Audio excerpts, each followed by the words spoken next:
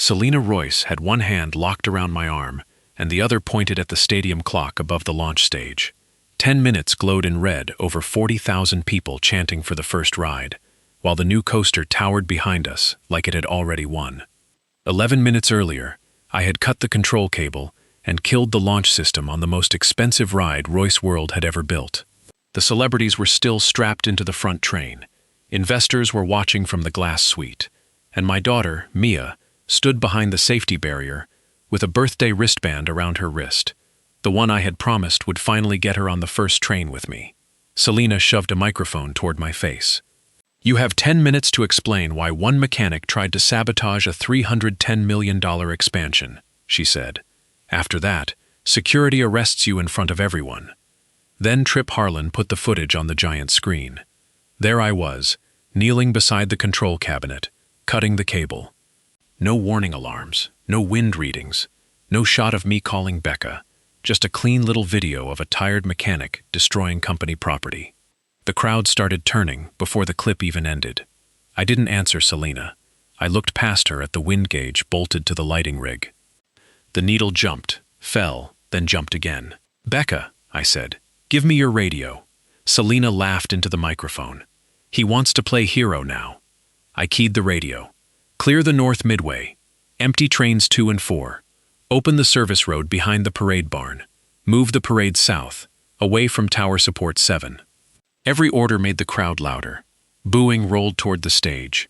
Mia didn't move. She just watched me with both hands, wrapped around that birthday wristband, like she could hold the promise together by force. 6 minutes. 4, 2. Trip told security to take the radio. I stepped back and kept talking. At 41 seconds, I said, "Becca, kill power to the entire east side." The park went black in sections. One glowing sign after another. People screamed. Selena grabbed my shirt and pulled me close enough that I could smell the rain on her jacket. "You had 10 minutes, she said. "You wasted all of them." The clock showed 3 seconds. I looked at her, then at Mia, then up at the coaster shaking against the wind. "I wasn't planning my explanation," I said. "I was planning where your tower would fall." The clock hit 0 at the exact moment the wind changed. It came across the park like a truck, hard enough to rip banners loose from the stage and send paper cups rolling through the dark midway. I heard the tower before I saw it move. Not a snap. A deep metal groan from somewhere near the bottom, the kind every mechanic knows means the load has gone somewhere it was never meant to go. Then Support 7 folded at the lower joint. The whole inversion tower leaned sideways, dragging a section of track with it. Steel tore through the celebrity entrance and crushed the barricades where hundreds of people had been standing 9 minutes earlier. The empty test train sat dead in the station because Becca had killed the power. If that train had launched, the operators inside the control booth would have watched it disappear into open air. Sparks fell around Selena, while 2 guards pulled her behind the stage wall. She wasn't looking at me anymore.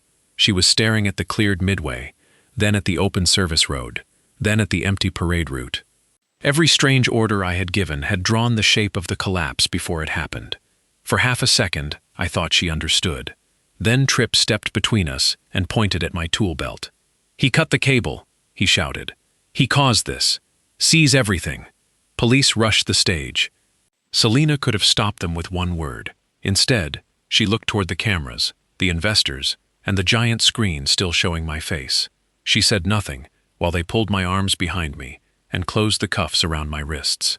Mia shoved against the safety barrier. "He warned you!" she screamed.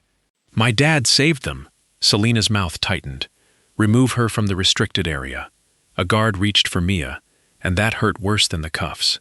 I watched my daughter dragged backward with that birthday wristband still glowing around her wrist, while the crowd that had booed me stood silent in the dark. Down near the wreckage, Leon Briggs crawled beneath the twisted track and touched the broken joint with 2 burned fingers. He looked at the bolt head, wiped soot from the stamped mark, and went pale. Then he whispered, almost to himself, "That bolt was never supposed to be in this ride." They kept me in a holding room beneath the park, a gray box with 1 metal table and a television bolted into the corner. Before sunrise, Royce World released a statement blaming an employee's unauthorized interference for the collapse. The news channels ran with it immediately. They played the same clip of me cutting the control cable, over and over, but never showed the crowd being moved or the train sitting dead in the station. Then Tripp appeared on camera and said I had recently been denied a promotion and had staged the shutdown to embarrass Selena during the televised reopening. I had never applied for that promotion, but by then, the lie already had a headline. While my face filled every screen in the building, Mia sat alone in the employee medical station because my emergency contact refused to drive through the storm. She still had the birthday wristband on. Nobody had even brought her a dry sweatshirt. I could see her through a security monitor, sitting with her knees pulled up, watching the same footage that made her father look like a criminal. A few minutes later, my phone stopped working. Then payroll froze my wages. The company canceled my housing allowance, and Human Resources informed me that my insurance had been revoked pending investigation. That meant Mia's dental surgery, scheduled for 3 weeks later, was no longer covered. I asked the woman on the phone to repeat it. She did, reading from the same script while I stared at the appointment card in my wallet. I folded it once, then again, until the paper creased across Mia's name. That was when Becca slipped into the room. She closed the door behind her and slid her phone across the table. "I could lose my job for this," she said. On the screen was a close photo of the failed joint. The bolt head carried a manufacturer mark she had never seen. I had. 3 months earlier, a shipment of cheaper fasteners had arrived without the proper certification. I rejected them and ordered every box removed from the property. Becca opened the rejection log. My original entry was gone. In its place was an approval showing my employee ID, my digital signature, and a timestamp from a night I had been home helping Mia with math homework. "Someone used your credentials," she whispered. Before I could answer, 2 detectives entered with a printed safety record. One of them laid it on the table and tapped the signature at the bottom. My name, my approval, my responsibility. Then he told me I was being charged with criminal tampering. By sunrise, the park had already decided what happened. 40,000 people had survived, but every screen in America was calling me the man who tried to kill them. No one mentioned that those people were alive because I had acted. Mia found the tablet before I knew it was missing. While company investigators were cataloging my tools, she slipped out of the medical station, crossed the employee lot, and opened my truck with the spare key I kept under the rear bumper. The inspection tablet was wedged behind the driver's seat. On it were the photos I had taken of the rejected bolts 3 months earlier. Each box, each manufacturer stamp, each damaged thread.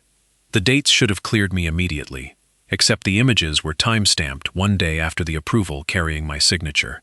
That meant somebody had changed the record before I even documented the shipment. Mia was staring at the screen when 2 of Tripp's security men spotted her beside the truck. They called the tablet company property, took her by the arms, and marched her back toward the service entrance. Selena arrived while they were searching Mia's backpack in front of mechanics, custodians, and camera crews. Mia held the tablet against her chest and looked at her. "Is humiliating kids part of protecting the brand too?" she asked. Selena went still. For a second, she looked like she had heard her own voice from the stage. Then she ordered the guards to release Mia, but she held out her hand for the tablet. "It stays with the investigation," she said. Mia gave it over without arguing. What nobody saw was her thumb moving across the screen first.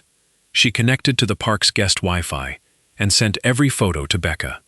Becca compared the images against the construction records before security locked her out. The approved high-grade bolts had arrived on schedule, but an entire shipment vanished before installation. No replacement order, no transfer notice, just a blank space where the hardware should have been. Then Becca found the loading dock footage. A truck backed in after midnight. Workers loaded the certified bolts, and one man stood beside the driver signing the removal sheet. Leon Briggs, the man who had taught me to trust steel before I trusted paperwork. They released me before noon, pending investigation, and I went straight to the abandoned maintenance shed behind the old water ride. Rain hammered the metal roof so hard Leon had to lean close to hear me. I put Becca's screenshot on the workbench and pointed to the loading dock footage. "You signed the removal manifest." Leon did not deny it. He sat on an overturned bucket and rubbed both hands over his face. Tripp had told him the approved bolts were being transferred to a sister project. In return, Tripp covered treatment for Leon's grandson, then made it clear the payments would stop if Leon questioned the replacement shipment. I knew the substitutes were cheaper, Leon said, but I thought the backup supports would carry the load. I told him the tower used a new weight-saving design. There was no backup at that joint. His hands dropped into his lap. Leon stared at the floor while the rain kept beating above us. Then he told me the tower had failed 2 vibration checks before opening night. Tripp ordered the launch moved forward anyway, and made the crew record the readings as temporary sensor errors. Leon pulled the original manifests from a rusted cabinet and said he would take everything to the police. Headlights swept across the cracked shed windows before we reached the door. 3 black security trucks stopped outside. Men in rain jackets poured fuel along the wall, and fire climbed the siding before I could shout. Smoke rolled across the ceiling. Leon grabbed the manifests. I turned toward the rear exit and heard Mia cough behind me. She had followed me from the parking lot because she thought I was walking into danger alone again. She stood near the old tool cages, trapped behind a shelf that had fallen across the aisle. Flames spread between us. "Dad!" she yelled, pulling at the metal frame. I started toward her, but burning debris crashed from the ceiling and sealed the path. Leon climbed onto the workbench, drove a pry bar beneath the roof hatch, and forced it open with both hands. Rain spilled through the gap. He shouted for me to get Mia to the ladder, but the fire had already cut her off from me. Through the smoke, I could see her wristband glowing against the cage like a signal. The original manifests were still on the floor, close enough for me to reach if I stretched past the flames. Mia was behind the fallen tool cabinet, coughing so hard she could not call my name anymore. I looked at the papers, then at her glowing wristband through the smoke. That was the only choice there was. I dropped to my stomach, covered my mouth with my sleeve, and crawled through the fire. The metal cabinet had pinned her backpack, not her body. I tore the straps loose, pulled her against my chest, and carried her toward the roof hatch while the shed cracked around us. Leon went up first. His hands and neck were badly burned, but he kept the hatch open until I pushed Mia through. By the time I climbed out, the manifests proving Tripp's fraud had caught fire below us. The ink curled black, then disappeared, taking the only clean proof of what had happened with it into the flames right in front of me. Tripp reached the police before I did. He told them I had started the fire to destroy evidence of my own sabotage. At the hospital, Mia sat wrapped in a gray blanket, while an officer asked another whether I kept placing my daughter in danger, because I could not separate fatherhood from my obsession with the park. She heard every word. Child Services opened an emergency inquiry before dawn and placed her with my estranged sister until they decided whether she was safe with me. Mia did not cry when they led her away. She only asked why I had gone to the shed without telling her. I said I was trying to clear my name. She looked down at the soot on her shoes and said, "So the park came first again." I had carried her out of a fire, but standing there, I knew that was not the part she would remember. While I sat outside the interview room with smoke still in my clothes, Selena went to Leon's burn unit. He could barely speak through the oxygen mask, but he kept repeating the same 6 words, "Ask who insured the tower," twice. Selena took the question to the company's risk files. Hidden beneath a separate project code, she found a second policy purchased 1 week before opening night. Tripp had insured the tower's failure for $90 million. Selena found the rest of it buried inside contracts Tripp had spread across 3 companies he quietly controlled. If the coaster failed badly enough, insurance paid one amount, construction guarantees paid another, and investor protections shifted losses away from him while the companies tied to him collected. The ride was worth less standing than broken. What made it worse was the crowd. The evacuation had never been part of his plan. Casualties would have raised the settlement, buried the failure under panic, and made park maintenance look responsible. My 9 minutes on that stage had ruined his exit. Every train I emptied, every road I opened, every family I moved out of the collapse path had taken money out of his pocket. Selena confronted him in the executive boardroom before dawn. Tripp did not deny the policies. He opened a folder and slid printed emails toward her instead. They carried her name, her orders, and her repeated demand that the opening continue despite weather warnings and incomplete inspections. "Expose me," he told her, "and you expose yourself. You wanted the cameras on, the stock steady, and the ride running." Selena read the pages without speaking. That pause was all he needed. He walked into the emergency board meeting and called her unstable, guilty, and emotionally compromised by the collapse. By sunrise, the board had appointed him emergency operating chief.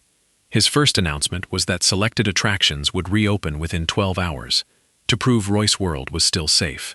I heard it from a hospital hallway while waiting for child services to finish with Mia. Then Becca called. Her voice was low and fast. She had checked the installation records against the counterfeit shipment and found the same bolt numbers assigned to 3 other attractions.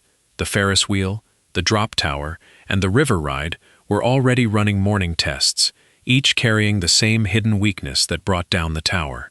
The gates had opened ahead of schedule. Before she could finish, I heard music, operators calling dispatch numbers, and children laughing through her phone. "Dylan," she said, "they're not empty." Tripp reopened the Ferris wheel, the drop tower, and the river ride before state inspectors even reached the gate. Becca refused to clear any of them, so he locked her out of the control room and replaced her with contract operators who had never worked those systems. By the time she called me, families were already boarding. I drove toward the park, knowing the child services order said I was supposed to stay away from Mia and off company property. I told myself I was going because people were in danger, but the truth was simpler. I knew what those bolts could do. Selena met me behind the closed parade warehouse and opened an old service tunnel with her master key. "The board won't listen," she said. "I will." It was the first time she trusted my judgment before the damage happened. We split up at the tunnel exit. Selena moved through the midway, quietly redirecting guests with free meal vouchers and weather excuses, so nobody would run. I climbed the Ferris wheel frame toward the drive housing. Halfway up, one of the anchor bolts sheared with a sound like a rifle crack. The eastern support dropped several inches, and the whole wheel leaned while families hung 150 feet above the pavement. I reached the maintenance motor and switched it to manual, lowering the cars one at a time. Over the operator radio, Tripp ordered the contract crew to keep the wheel moving smoothly for the news cameras. "No emergency stop," he said. "We cannot show panic." I ignored him and kept turning the motor, listening to steel grind beneath my boots. Car after car reached the platform. Parents carried children away while Selena kept the crowd moving. Then I checked the occupancy screen and saw one car still loaded at the top. The camera feed flickered, cleared, and showed Mia behind the glass. My sister had brought her to the park before the safety warning went public, trying to give her the normal morning I had already ruined. Mia looked up and saw me on the frame. Before either of us could speak, the maintenance motor locked. The wheel stopped with her car at the highest point. Below me, concrete cracked around the damaged support, and the base plate began pulling out of the foundation. The emergency system had enough power to lower only one side of the wheel before the damaged support gave way. Selena reached the control station and checked the car map. Mia was alone at the top on the east side. Across from her, the heavier car held Selena's 12-year-old niece and 2 younger children. Tripp came over the radio before she could touch the controls. "Bring your family down first," he said. "Then keep the cameras on the rescue." I looked at the base plate tearing farther from the concrete. "No," I told Selena. "Lower the opposite car. It's heavier, and that weight is pulling the support apart." She looked up at Mia, then at her niece. Tripp repeated the order. Selena shut off his channel and lowered the heavier car. Mia's car rose another few feet as the wheel shifted. From where she sat, all she could see was me, pointing toward the other children while they came down first. Her face changed behind the glass. She had seen me choose the crowd at the coaster, the evidence at the shed, and now strangers on the wheel. Selena kept the emergency motor running until her niece and the younger kids reached the platform. Then the system died. I clipped my maintenance harness to the frame and climbed. The wheel shook under every step. When I reached Mia's car, I fixed a manual descent cable to its upper bracket and fed the line through my harness. "Stay low and hold the rail," I told her. She did not answer. I lowered the car by hand, while Selena and 2 operators controlled the line below. Mia reached the platform first, and the last children were pulled clear seconds before the damaged support tore loose. The wheel dropped into the empty queue, crushing railings where families had stood minutes earlier. I climbed down and opened my arms. Mia stepped around me. Soot still marked her shoes from the shed, and the birthday wristband was still on her wrist. She looked at me and asked, "How many times do I have to almost die before your job stops coming first?" I had saved every child, but could not make my own feel chosen. Child Services held the hearing in a small conference room that smelled like burned coffee and wet carpet. They put the shed fire and the Ferris wheel rescue side by side, as if both proved the same thing, that my work kept putting Mia in danger. The caseworker said I had taken her into repeated extreme risk situations, even though I had not known she was at the shed or on the ride. Mia sat beside my sister with her hands folded in her lap. When the caseworker asked where she wanted to stay, Mia did not look at me. "With Aunt Karen," she said, "until he decides if he's my dad or the park's mechanic." She did not raise her voice. That was what cut deepest. The criminal charge had made me angry. Her calm choice left me with nothing to fight. Selena found me outside the room and offered to pay for lawyers, housing, and anything Mia needed. I told her to keep it. "You only need me when your empire starts falling," I said. She took the words without defending herself. By that afternoon, state regulators had closed Royce World indefinitely. Thousands of employees received unpaid suspension notices before they even made it home. Tripp released Selena's emails to the press and claimed she had personally ordered the illegal reopening. The board removed her completely, and the same people who had praised her leadership would not return her calls. She lost the company in a single day, but I still could not make myself feel sorry for her. Becca called that night from a borrowed phone.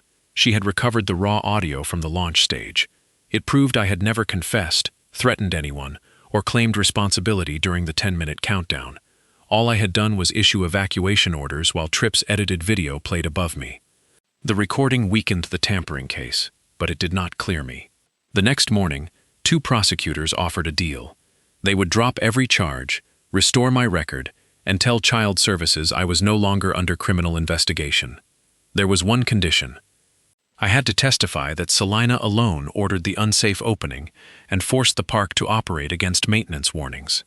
The lie was close enough to the truth that a jury would believe it, and signing it might bring Mia home.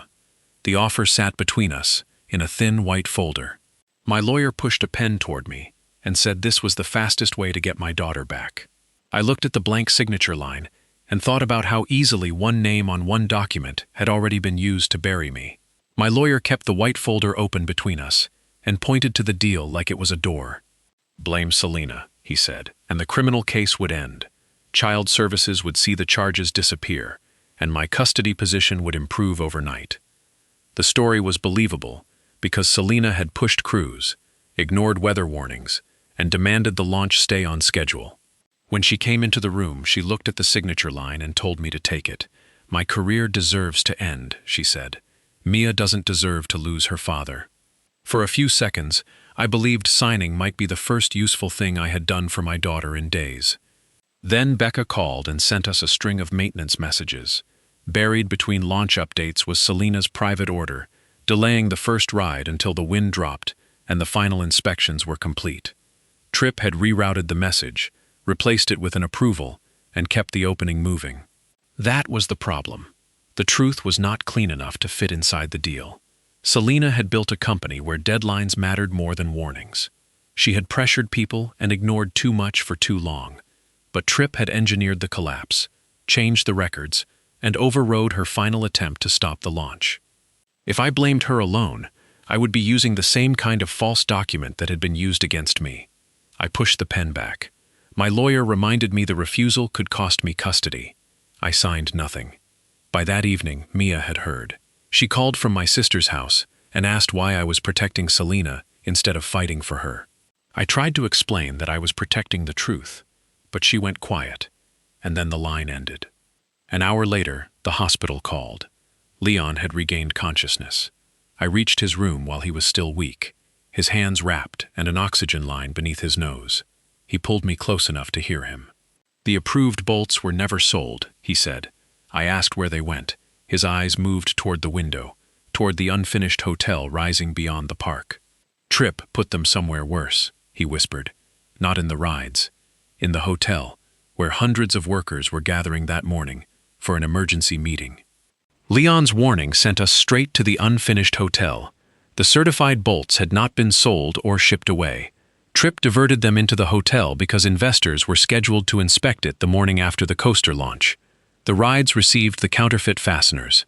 The hotel got whatever mismatched hardware remained, including the bolts holding the suspended glass atrium above the main lobby.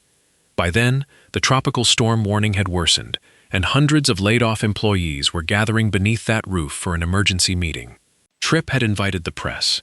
He planned to announce a financing rescue, stand in front of the company he had helped break, and present himself as the man who saved it. Every chair below the glass was filling, while the wind pushed harder against the unfinished walls. Workers who had lost their paychecks brought spouses, children, and questions Tripp never intended to answer. All he needed was a stage, a frightened crowd, and cameras pointed at him when he offered false hope. I studied the atrium drawings on Becca's tablet and compared them with the wind readings. The numbers did not leave much room. If the gusts kept climbing, pressure on the glass could tear the upper hangars loose within an hour. I called state officials, but they refused to evacuate the building without direct physical proof. Tripp told them I was repeating sabotage claims because I wanted attention. Then I saw Mia enter the lobby beside my sister. They had come for the employee meeting, not knowing what was above them. I started toward the doors, but security blocked me before I reached the crowd. Selena stepped onto Tripp's live stage before he could begin his speech. She took the microphone from his hand and told everyone to leave immediately.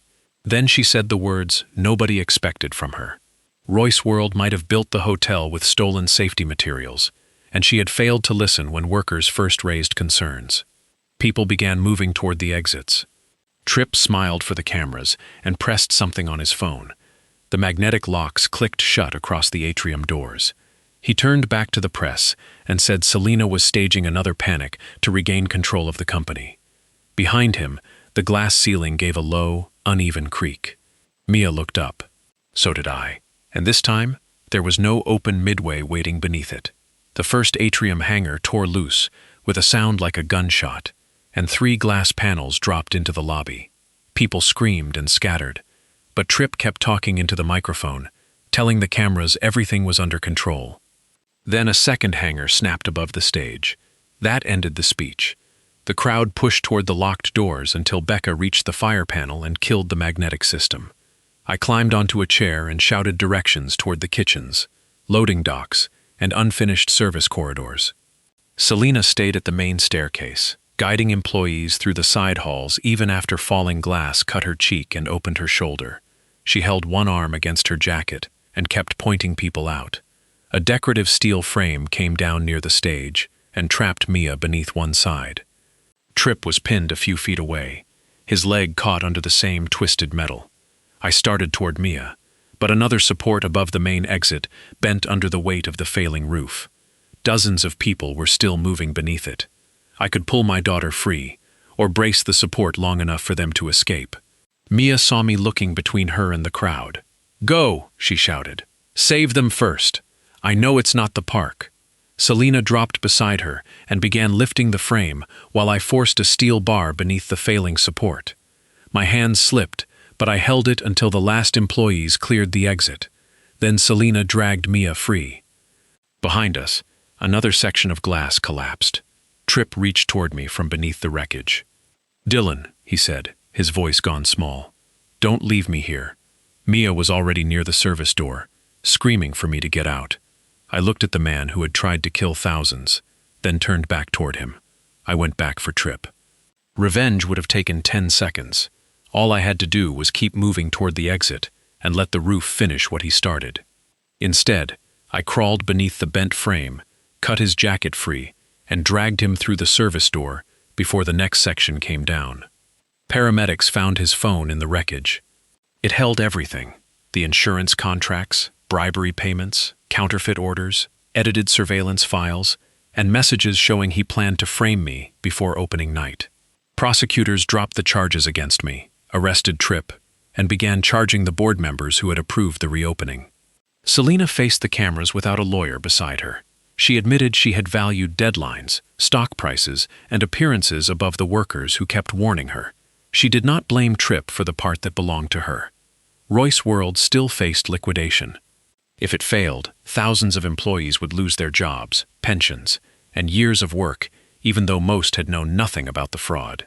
The investors offered Selena one way to save it. She could return as CEO, blame everything on Tripp, and remove the mechanic's authority to stop future launches.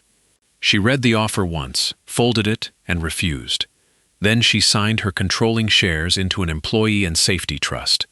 When the trust asked what had to change, I gave them my terms: independent inspections, permanent shutdown power for technicians, full restitution for every victim, and family protections for workers injured on duty.